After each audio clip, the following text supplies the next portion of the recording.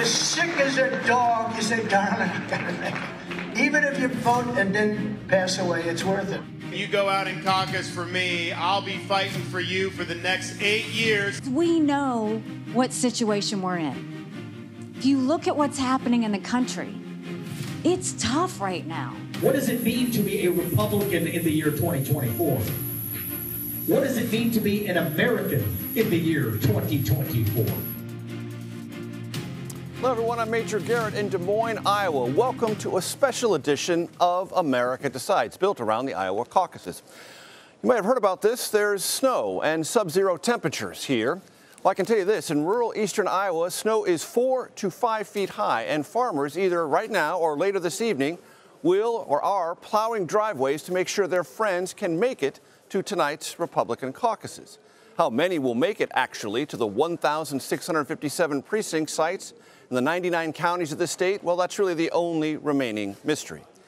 Former President Trump is heavily favored to win here tonight. Nikki Haley and Ron DeSantis readily acknowledge that. The only unknown, if Trump does indeed win, what is the margin between the former president and second place? Two numbers to consider in that regard. The biggest win in a contested Republican caucus here was by 12 points. Bob Dole did that in 1988. The highest winning percentage in a contested GOP caucus here, 45%. President Ford did that way back in 1976. Trump, this evening, could beat both of those historic thresholds. To find out how and why, we begin with our team of reporters, Robert Costa, Aaron Navaro, Nydia Cavazos, and Shiva Misel. They all join us now. Robert, of course, CBS News chief election and campaign correspondent. Nydia, Aaron, and Shiva are all CBS News campaign reporters. But we begin with Robert Costa, of course. Robert, your sense of where we are and where we're heading this evening here in Des Moines.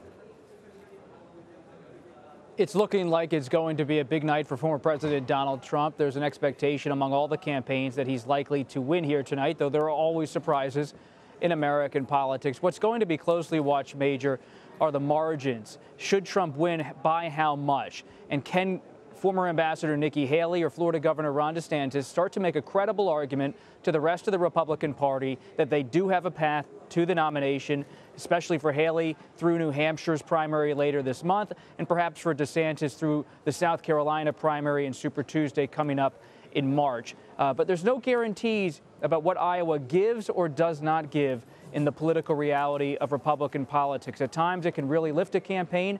But as we saw on the Democratic side in 2020, losing Iowa didn't hurt President Biden on his path to the nomination ultimately. And for former President Trump, it didn't hurt when he lost Iowa in 2016. But this time around, it could underscore where he stands in terms of dominance politically inside of the GOP. And Robert, I want to talk to you a little bit about that 2016 experience. I was here.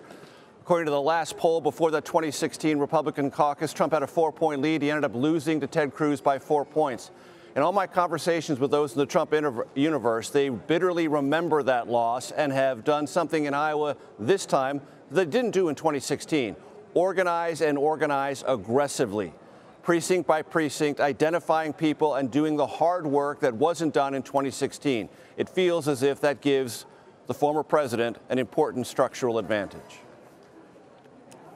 And it's more than just the ground game, which is an accurate assessment based on my reporting as well. It's about a transformation of the Republican Party and where Donald Trump stands within it. Think about 2016. He was almost like a new boyfriend coming to meet the in-laws of the Republican Party. The Iowans, the evangelical Christians here, the conservative Republicans, wary of him, not really knowing who he is. Now, not only do they know him, they've embraced him, and he has given them everything they want when it comes to power in the United States. A transformed federal judiciary, conservative justices on the Supreme Court, and conservative social policy across the board. They want that back, even if they have concerns about his conduct, legally speaking, with all of these trials, or about his personal conduct in years past. It's all on the shelf for many Iowa Republicans and conservatives nationwide because Trump provides what they want, a seat at the table.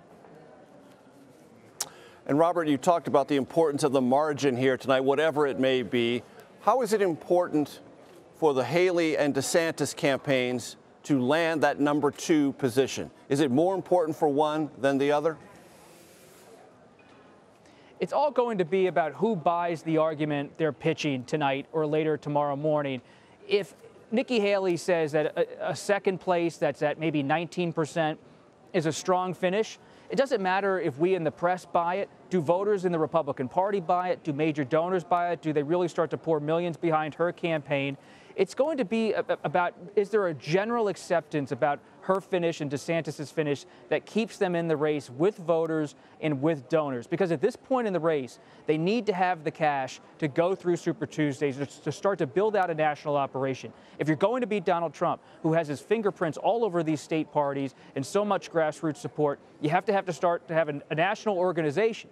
But you need money for that. Money comes in if the momentum is seen as genuine. We'll see if that momentum is seen as genuine tonight. Should DeSantis or Haley come in second place? And I think there will be a big difference between coming in second place at 15 or 20% versus maybe a surprise 30 or 35%. All right, momentum. You know it when you see it. Robert Costa, thank you very, very much. I want to bring in CBS News campaign reporter Aaron Navaro now, who joins us from the DeSantis campaign headquarters. Aaron, based on your conversations, what is the mindset, the set of expectations, as you can find them out within the DeSantis campaign? Well, DeSantis and his campaign have really relied on this ground game, mainly built by Never Back Down, the super PAC that has been supporting him, spending millions of dollars to kind of target at a micro level who they can turn out. And just from texting the precinct captains that Never Back Down has collected, they seem cautiously optimistic that they will overperform the polls and that their voters are energized. Now, this battle has really turned in the recent weeks between DeSantis and Haley for that second place positioning. And while Haley got second place in that Des Moines Register poll, DeSantis allies were quick to point out some of the gap between DeSantis' enthusiasm in that poll and Haley's enthusiasm.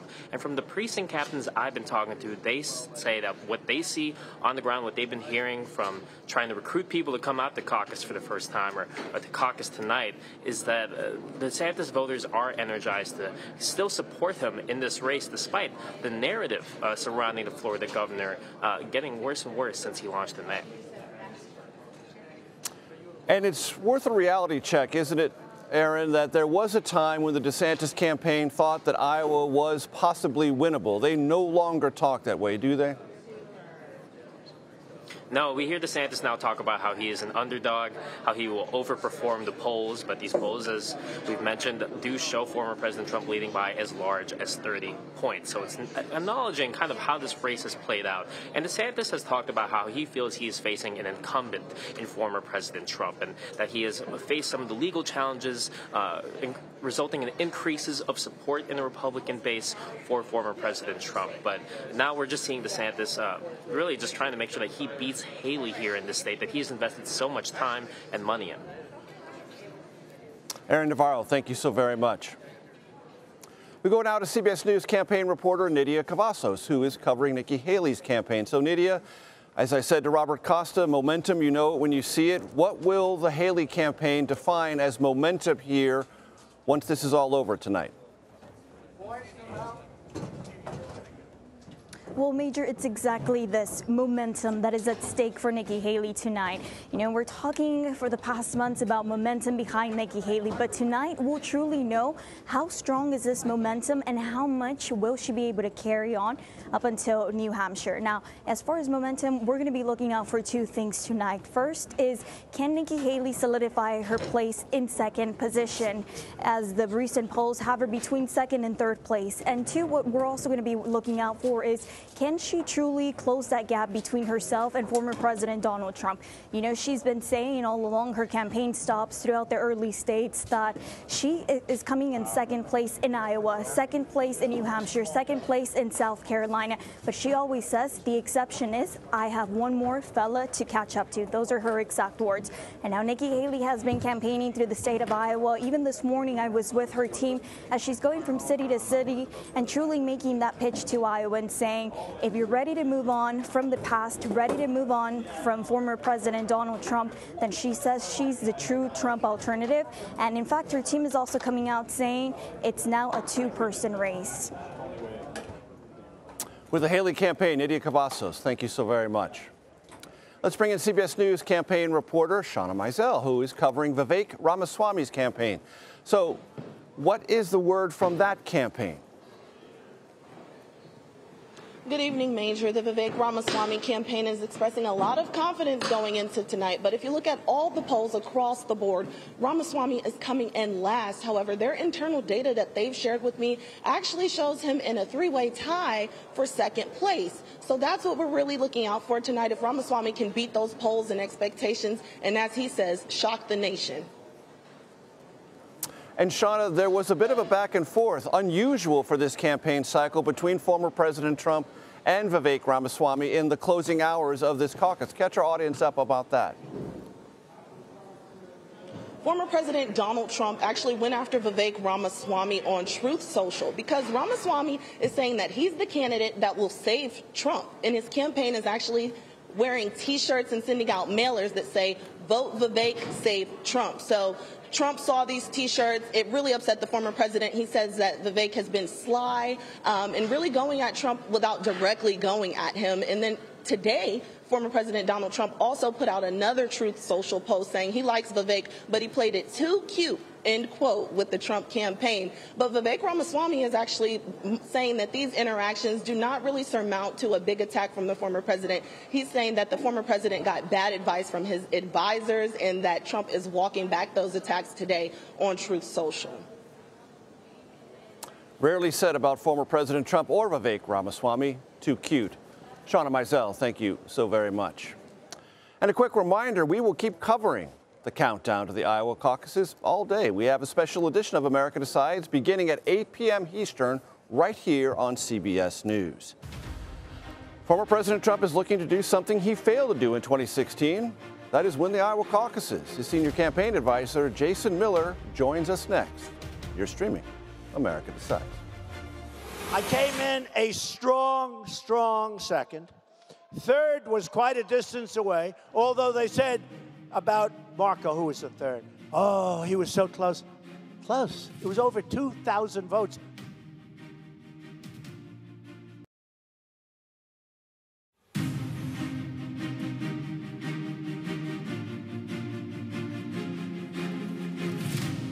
Welcome back to America Decides. The record-breaking cold in Iowa caused several campaign events to be canceled, leading up to today's and tonight's caucuses.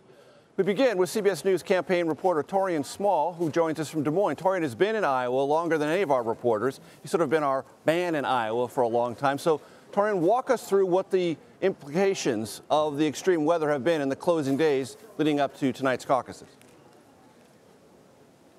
I spoke with Republican leadership, Major, this week about whether or not there was infrastructure in place to help shuttle some of these caucus goers to and from the many precincts all around the state. Again, caucus goers tend to skew on the more elderly side, and the high temperature for today is set to be anywhere from definitely below the freezing temperatures, but somewhere below zero.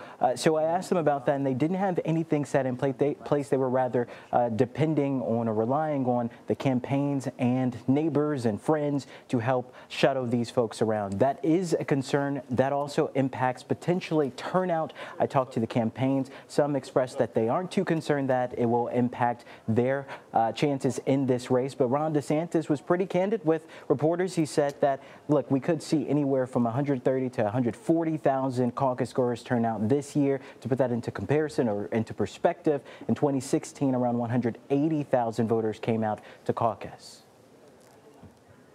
And Toran, you've been around the state a lot, as I mentioned. If you could describe, what are the top issues you've heard from the voters you've spoken with? The economy has been a trending topic out here, as it's been for most of the country. But Republican voters out here say that they're going to vote with their pocketbook. So that's why they've been intently listening to these stump speeches from the many candidates. Many of these voters have attended not just one candidate's in-person events. They've been to quite a few of the different candidates. But immigration is also a big issue. This might not be a border state, but they say, you know, some of the implications of, in their mind, an open border still bleed into a state like Iowa. Toran Small, we thank you very much. Former President Trump was defeated in Iowa's 2016 caucuses. We've talked about that before. Senator Ted Cruz won that contest about 8 years ago. But he heads into tonight with a significant polling edge. That's putting it mildly. Trump campaign advisor, senior advisor, I want to make sure we understand. Jason Miller joins us now. Jason, good to see you. Expectations for tonight, be as specific as you want to be. Feeling good. Yeah. Confident, not cocky. Right. And make sure that we turn everybody out. But the grassroots operation, the commit to caucus cards that we have signed, the commit to caucus trainings, the work President Trump has put in, as well as his team, we feel good about tonight. Do you think 45% or higher is a margin that the former president will reach? Don't go and try to raise expectations on me. A win is a win, so we'll be happy with that. So want to get the win here, then go get it in New Hampshire. Now, look, many people talk about potentials for setting records or things of that nature. We want to focus on getting the win. Rest will take care of itself. Do you have a sense of turnout tonight? The weather could be a factor in bringing that down a bit from 2016. So I think the weather affects everybody the same. I think the only folks who are really impacted by the weather are the out-of-town journalists, to be honest with you. Okay, I mean, fair enough. If you saw the REI and all the stores here of all the journalists going in to buy coats because they didn't pack appropriately, but we're in Iowa. Folks know how to deal with snow. They know how to deal with the cold weather. And the other thing to remind people of, too, is that our folks are used to camping out overnight for tickets for Trump rallies, standing in line for hours, whether it's in the freezing cold, scorching heat. Our people are going to show up. That's what we know. Right. Do you believe the CBS News poll that came out yesterday that showed the former president with a commanding national lead? Well, yeah. I mean, President Trump is leading pretty handily nationally. We imagine that after he gets the win tonight, that will potentially even do better. So we feel very good about the standing nationally as well as the early voting states. Do you believe that part of the CBS poll that showed when voters in our survey were asked Trump, DeSantis, Haley against Biden, Haley outperformed the former president against Joe Biden? Do you believe that part of the poll? The vast majority of polls that I've seen show President Trump with an overwhelming lead over Joe Biden compared to any of the other Republican candidates. The other thing, too, when you start breaking it down on a swing state by swing state basis, President Trump is continually in the lead. You look at Pennsylvania, where he's up by 6. You look at Michigan, where polling has him up by 8. You start actually going around the states, we feel very good about that. Many of these surveys, the ones where Nikki Haley, say, is doing a little bit better than others, there's an oversampling when it comes to independents and also Democrats in that. And in a sense right now, Nikki Haley is still a fictional character. People don't really know her. She hasn't been defined on the broader scale. There's an idea of a Nikki Haley, but as folks get to know her, then it's like South Carolina, where people do know her and they don't like her. When does that definition process begin from the Trump campaign's perspective? Tomorrow? Some of that started a little bit already. I mean, some of it, quite frankly, has started from Nikki Haley herself. We saw whether it be the slavery comment or the comment that New Hampshire corrects Iowa. By the way, Major, it's somewhere upward neighborhood of 70 or 75% of Iowans know about that comment. That comment has spread like wildfire, and it also kind of just shows that Haley's a rookie, not quite ready for prime time. What does tonight's result mean for the Trump campaign in New Hampshire? Well, it's definitely going to be a boost of energy, a boost of support. But we feel much more confident about New Hampshire as far as compared to, I think, some of the boo birds in the media. A lot of the surveys have been done recently there have very much oversampled. Independents are technically undeclared. Right, but you know they can play in that primary. Yeah, but the record is 39%, and many of the surveys, the recent ones, the terrible ones like ARG, have had that undeclared number being up over 50. And, okay, first of all, I don't think Nikki Haley is going to set the record for non-Republicans participating in a Republican primary. I certainly don't think that she's going to increase it by 25% over the record, or 30 or 40%, which is what she would need to even be anywhere near in the ballpark. So we feel good about our operation there as well. When the South Carolina primary is conducted and over, do you expect Donald Trump's record to be 3-0, or maybe 4-0 if you add Nevada, but 3-0 because that's where the Republicans really focus? And then will your campaign begin to say it is over? Well, I think with a resounding win tonight, I think certain people might start to say that already. It's over after tonight. Well, I could see some people saying that. We're going to take. Would you say that? No, I wouldn't say it. I'm going to say we're going on to want to win New Hampshire, want to win Nevada, want to win South Carolina, and we want to win out. I do think that we'll be 4-0 through the first 4 contests. We're going to treat every single one like what President Trump always says: no prevent defense. You're going to pretend like we're down by 1 point rather than ahead by much more than that. But at a certain point here, folks got to start to rally around President Trump if we want to beat Joe Biden. There's no pathway to victory for Nikki Haley or Ron DeSantis. When you break it down and look at the one-on-one matchup within a Republican primary, President Trump has had by 20, 30 points consistently, regardless of the pollster. And so that energy, that momentum is going to continue to be with him. There's nothing that Haley or DeSantis can do to reverse that trend. It's been said to me here in Iowa, Jason, and I wonder if you agree with it and would say that also is true in other places, that Trump in Iowa is the incumbent, he's the challenger, and he's the victim. Well, and those three things all gravitate in ways that help him and hurt Nikki Haley and Ron DeSantis. But I think Joe Biden has made a fundamental miscalculation with this whole legal witch hunt against President Trump. I think it's backfired. I think that American voters are pretty smart. They see exactly what's going on. They see that there's... but particularly Republican voters energized But when you look also at the general election, people are saying, wait a minute, we have these real issues with inflation, the border, chaos in the Middle East and Ukraine, and it seems like the government and Joe Biden are just focused on going after Trump. Case in point, last week, the speech that Joe Biden gave her about 10 days ago in Pennsylvania, he didn't talk about inflation or the border or the real problems facing our country. He talked about attacking President Trump and bringing up the legal issues and trying to make the personal attacks.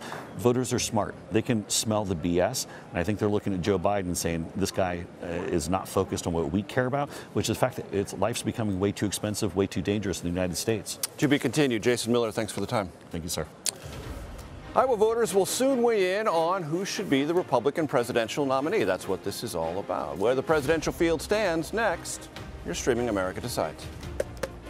God bless the great state of Iowa. Tonight is a victory for courageous conservatives across Iowa and all across this great nation.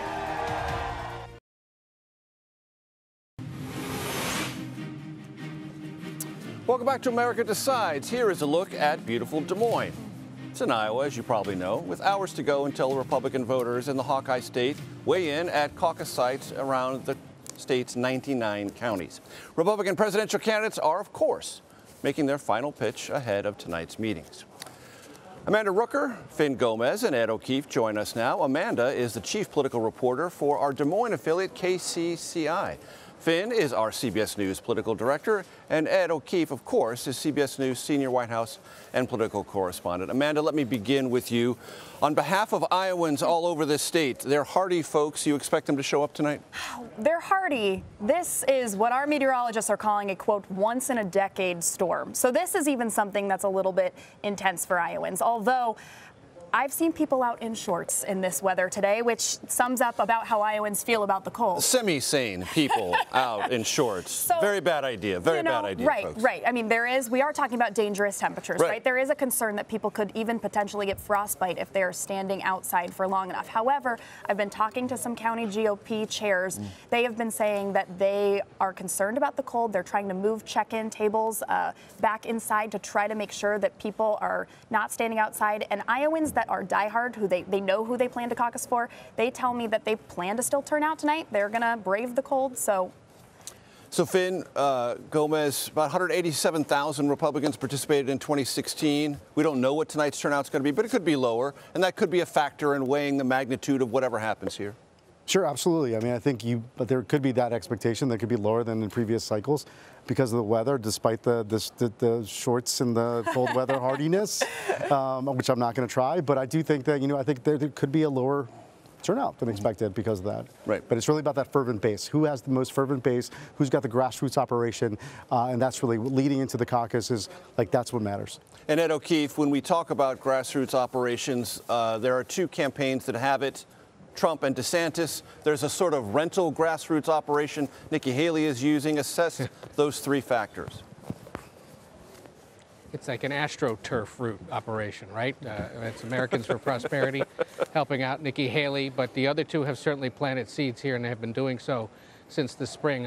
Our Aaron Navaro and I were here back in the spring when DeSantis' super PAC, Never Back Down, began the process of knocking on doors, the tedious, tireless, thankless work that has to be done by operatives, many of them who come from out of state and are paid to do it, but who do it regardless, to raise awareness about a potential candidate's candidacy. And of course, Donald Trump has done it. And you think to yourself, well, why would he even need to do that? He's the former president. And so what if he's established a phone banking operation and he's sending out postcards to volunteers? Well, that's how it's done here in Iowa, successfully by those that prevail. He didn't realize that back in 2016. That's why he lost to Ted Cruz.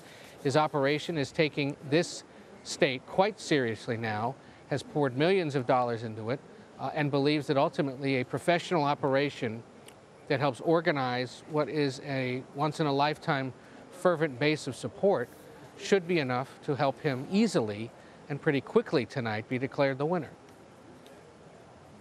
Amanda, I want to pick up on what Ed just mentioned. I was talking to someone with the Trump campaign this morning who said last night there was a phone banking operation and they had a goal of 50,000 calls in one night. A decided difference from 2016. Right. And you're here every day. You've seen this. Right. Incredibly organized. So I was over at that Urbandale headquarters, Trump headquarters. It's a city in Iowa. I talked to one woman who said she has made 125,000 phone calls. I talked to a family. They have 12 kids, and they have brought them all to volunteer and phone bank for Trump. And one girl I talked to had made 1,500 phone calls, that night. So they are pulling in volunteers. They have an extremely data-driven campaign. I talked to the Trump campaign who told me they're identifying first-time caucus goers, and they are also, so that's anyone that is, gone to a Trump rally, engaged in their website. They're identifying people that seem like they are Trump supporters, then they're comparing those names to lists that they got from the Republican Party of Iowa of people who haven't caucused before. I mean, that is incredibly organized and something that Trump didn't do in 2016. Finn, that falls into the category of leave nothing to chance for the Trump campaign. It does, absolutely. And I think they have to win, their expectations, and Iowa is about expectations also, even though they're trying to downplay it a little bit. I heard Jason Miller earlier. Yeah. I mean, it's really, will he hit that 50% threshold, right? I think the narrative is, the expectations are that he's going to win Iowa, right? By how much? I did speak to a senior Haley official just before I came on who said, it's not do or die for them, but it is do or die for Trump, and it's definitely do or die for DeSantis. So if you frame it with those kinds of expectations, I think the narrative coming out of the caucuses tonight will be that. Who won, by how much, who comes in second, and how close to the third. Very quickly, Ed O'Keefe, are there 3 tickets out of Iowa this time? If they're close to each other, but if somebody falls to a real distant third for whatever reason, depending on who it is, it's going to raise questions about their viability. I think Haley's probably best equipped to come out of here in either position because she has such a commanding presence already in New Hampshire, helped by Chris Christie's exit next week. It is striking and telling that Ron DeSantis goes first to South Carolina tomorrow, then on to New Hampshire, because he believes that ultimately he can find more support in a state that was once led by Nikki Haley and where Donald Trump has cleaned up before. It's harder for him. He needs that closer second-place finish in order to really ensure himself at least a few more weeks. Ed O'Keefe, Amanda Rooker, and Finn Gomez, we thank you. Ron DeSantis' campaign is betting big on Iowa. It has for months and months. The Florida governor visited all 99 counties in the state since launching his presidential bid. That's kind of an important threshold around here. We will eventually, I think when we come back, Control Room, are we going to talk to Andrew Romero now? Yes, he is. There he is. Okay, I didn't know we were going to do that, so I'm just going to roll with this. Andrew Romero, thanks so much. DeSantis campaign spokesperson. So, Andrew, help us out. The expectations for this evening for the Florida governor.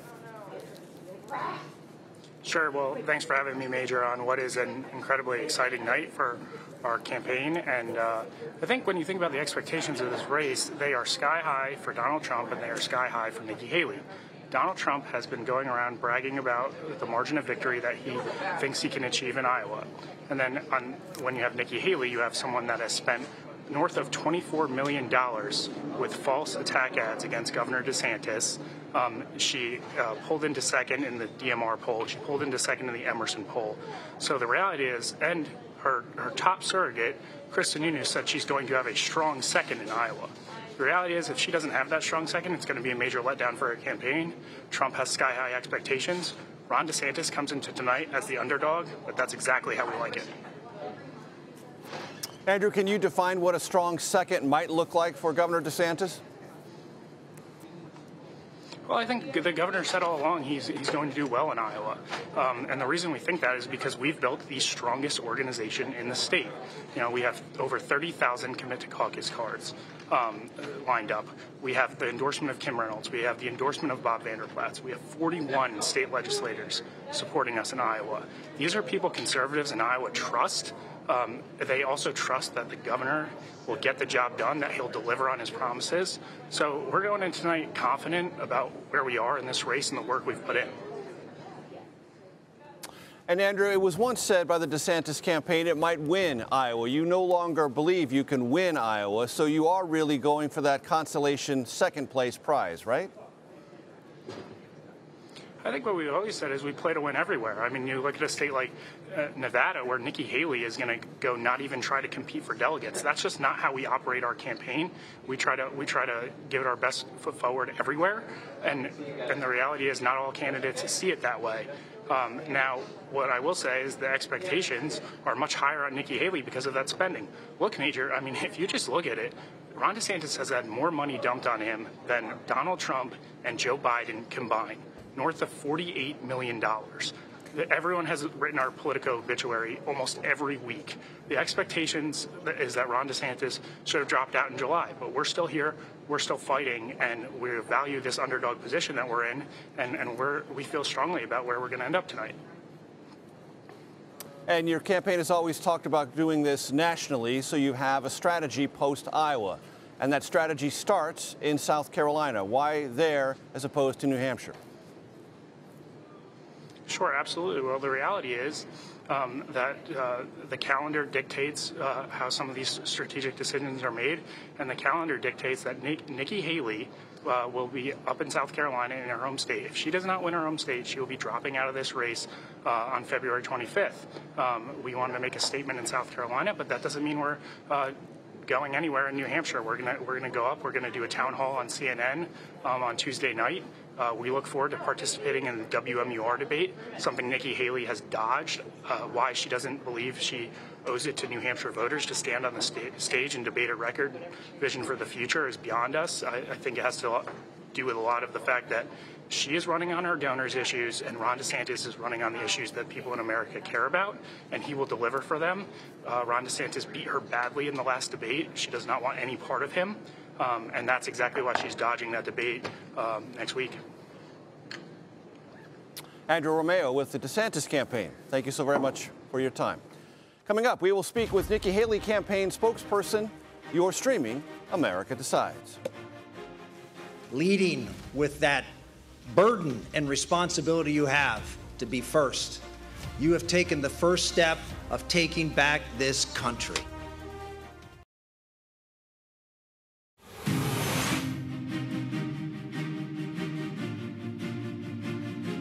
Fresh blanket of snow in Urbandale, Iowa. Of course, on the campaign trail, former Ambassador Nikki Haley and Florida Governor Ron DeSantis are, not surprisingly, vying for Iowa's Republican non-Trump vote. Olivia Perez Kubas joins us now. She is a spokesperson for Nikki Haley's campaign. So, Olivia, expectations for tonight. Define them for us. Look, I think the expectations are largely on the two other fellas. We've got Donald Trump, who said repeatedly that he's going to win by 60 points. We've got Ron DeSantis, who has invested over $150 million into Iowa. He has put all of his eggs into the Iowa basket. He has the endorsement of the governor. It's Iowa's do or die for him. So for us, what we want is a strong showing. We feel confident that we will have a strong showing. We're going to carry that momentum into New Hampshire, onto South Carolina. I'll say that for us, what we have seen is a surge in the polls, and we're going to just keep building off that momentum, and we feel good about where things are. So the Des Moines Register poll had you running second. That's say Nikki Haley. The Emerson poll also had Nikki Haley running second. Do you believe that's a poll status that can be translated on caucus night when, as you know, and everyone who competes here knows, organization is the defining characteristic of a successful or expectations-defying campaign? Well, we're encouraged by it, but to your point, the only poll that counts is the poll on caucus night. So we're encouraged by it. We're not taking anything for granted. These past few hours, we have been hitting the ground running. We've been meeting with as many voters as we possibly can. So we feel good about where things are, and I think more than anything, there's a very large pressure on Trump and DeSantis to overperform. And ultimately, I think there are two tickets out of Iowa. I think one will go to Donald Trump, and the next is going to go to Nikki Haley, and this is quickly becoming a two-person race. If you could, finish this hypothetical sentence for me. Nikki Haley finished in the Iowa caucuses 20 points behind Donald Trump, and that's good news because? Well, let's not speculate Hypothetical. now. I said it was hypothetical. Let's not speculate. What I will say is, a few months ago, there were 14 candidates in the race. Nikki was polling at 2%. Nobody thought we would be here, and here we are. We are strong in Iowa. We are strong in New Hampshire. We are strong in South Carolina. She's been underestimated every step of the way, and we're just gonna, that's like fuel for us. So we're just gonna keep going. It's becoming a two-person race. We're gonna build off that momentum, take it into New Hampshire. She's got the endorsement of the governor there. She's within striking distance of Donald Trump there. It's why he's spending millions of dollars attacking her. I think he sees the polls that we're seeing. I think he sees the momentum that we're seeing. And then it's on to New Hampshire and beyond. Jason Miller was on this set a few moments ago and said Nikki Haley is undefined, and when she is defined, she will fall and fall precipitously in this race. Are you worried about the Trump effort to define Nikki Haley? Well, what I can say is they are now spending millions of dollars attacking her. They've got on one side, they're running ads in New Hampshire saying she's too MAGA or not MAGA enough. On the other side, they're saying that she's too moderate. So I don't think they know what they believe. I think ultimately, if you know Nikki Haley, you know that she's a tried and true conservative. She's running to represent a new generation of conservative leadership. We need a new generation of leadership. The majority of Americans don't want another Trump-Biden matchup. Nikki is that person who's running as an alternative, and I think folks are really rallying around her vision for a strong America, a proud America. At the end of the day, Republicans have lost the last 7 out of 8, the popular vote for the last 7 out of 8 presidential elections. That's nothing to be proud of. Nikki's pulling people into the cause. It's why we're seeing her surge, and we're excited to keep building off of that. Jason Miller, will the Trump campaign believe the part of our poll that showed Trump with a huge national lead, but he didn't believe the part that showed Nikki Haley beating Joe Biden, the President of the United States, by a larger margin than Donald Trump did in our poll?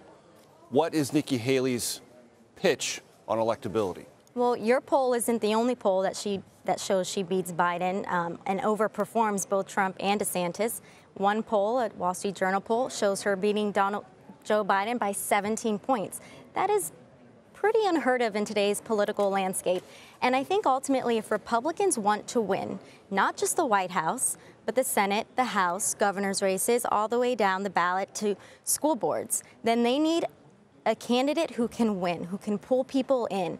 Republicans have a clear-cut winner in Nikki Haley, and we don't want another nail-biting election. We want a landslide, and that's what Nikki Haley will bring. Just not a clear-cut winner tonight here in Iowa. We're going to have a strong showing, and we'll see what the polls show. Olivia, Perez, Kubas, Yeah. Thank you so very much. Yeah. Minnesota Democratic Senator Tina Smith is in Iowa on behalf of President Biden's re-election campaign. She joins us next. We're looking forward to that. You're streaming America Decides. I am not going to sugarcoat it. We took a gut punch in Iowa. The whole process took a gut punch. But look, this isn't the first time in my life I've been knocked down. Unlike Donald Trump and many of you here, I've never been given anything in my life except great parents with great values.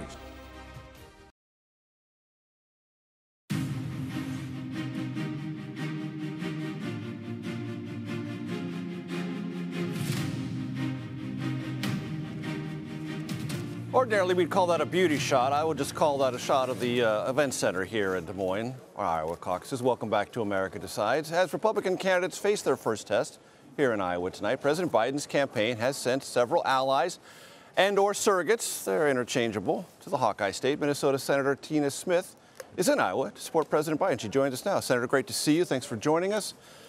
So, a big Trump win tonight, which is expected by all participants, is good or bad news for President Biden? You know, the reality is that all of these candidates are basically the same as far as we're concerned. And so if you look at the core issues that differentiate between these Republican candidates, President Biden, particularly I think about like on abortion rights, for example, they're all pretty much the same. So the big choice that the American public is going to be facing this November is really kind of already laid out, regardless of who wins. Iowa's an adjacent state to Minnesota. There's tremendous concern, at least on the Republican side, and I think more broadly in Iowa, about the economy. It's a concern in Minnesota. How does the president's reelection campaign combat that? Yeah, well, here's what I think. If you look at make the contrast on Republican candidates versus President Biden, I mean, Donald Trump kind of left the economy a shambles. Just last week, he was saying that he hoped the economy would tank because he thought that would be better for him in his election. He promised to make improvements to infrastructure and never got the job done. Contrast that with President Biden's record, where he has the highest job growth of, I think it's over 14 million jobs, the lowest unemployment rate of any president in, longest period of unemployment since the 1960s. So he has a really powerful job that he can talk about, but it's not just that, it's about where we're going to go from here. And I think particularly on the issue of lowering costs for Americans, the president has an important story to tell and really real ideas for what we can do. Senator Smith, as you remember, in 2016, Donald Trump came close to winning Minnesota. As he did. He has circled it on the map this time around. Do you think there's any chance Donald Trump could win if he becomes the Republican nominee, Minnesota? We are hell-bent to make sure that President Biden wins Minnesota. And Minnesota is like a lot of states, though. It is tough. It's going to be competitive. And the president will need to compete in Minnesota to make sure that we turn out our voters and we make the case to them. So I think that's the story, actually, of this whole election, that nothing can be taken for granted. The battles will be fierce, and you think about states like Ohio and think about states like Pennsylvania and Wisconsin. And Michigan. And Michigan, exactly. But I think that that's what elections are all about. Tonight will be the first night that voters actually say something beyond speaking to pollsters about what they think. And so there's a long road ahead. Nikki Haley says on her behalf that she runs ahead of President Biden by more than Trump or DeSantis and would be a more formidable Republican nominee. How do you assess Nikki Haley? Well, I look at just one of the issues that I care so much about, which is the freedom that women should have to make their own decisions about their health care, including abortion. Nikki Haley has supported a 6-week abortion ban. So I think that the issues where these Republican candidates come down are just out of step with most Americans. And that is why, as the campaign gets taken to voters, I think they'll start to see that. Senator Smith, you know that there are misgivings. They show up in the polls about President Biden. Will he have enough to serve another 4 years? And that enough has a lot of different sub-definitions. There are kind of misgivings that show up in polling data that I haven't seen register for previous incumbents seeking re-election. How does the president overcome those misgivings, even within his own party? Well, I think that the president is more than up to this job. And I think that as the campaign unfolds, voters will be able to see that. You think about this individual who has kind of like limitless reserves of energy, who goes all over the place. I think about the incredible effort that he went to get to Ukraine during the initial stages of the war. And I think about the efforts that he goes to every single day in the United States to get where people are and to talk to them. So it's not about energy, and it certainly isn't about experience, because this is an individual who I think is more prepared for this role than anything else. And it's not about the ability to get things done for Americans, because he's demonstrated that. All of that is but that's the discussion we're going to have this election, and I'm optimistic about it. And very quickly, do you think that that discussion begins to clarify more Biden versus Trump after tonight? I think so. I mean, I think we'll see, and by all accounts, the former president is far ahead. We'll see what happens, and then voters will have a choice. So essentially, the general election begins, if it hasn't begun already, after tonight. Tina Smith, Democratic Senator from Minnesota, thank you so very much.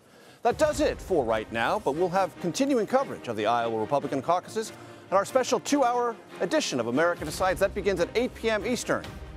You are streaming CBS News.